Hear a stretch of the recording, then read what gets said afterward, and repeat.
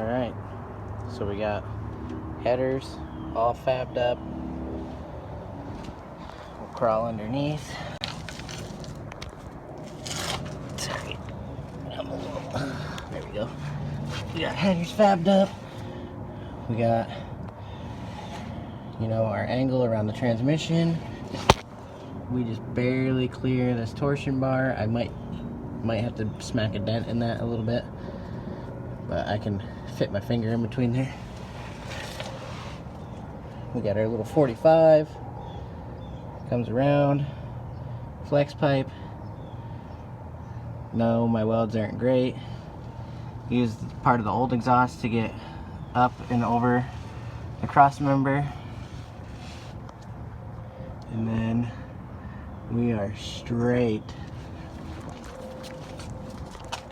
Ooh.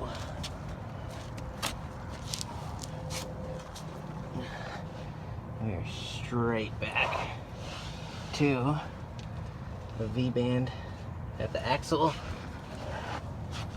The thing is literally 2 feet of 2 1/4 straight pipe right out.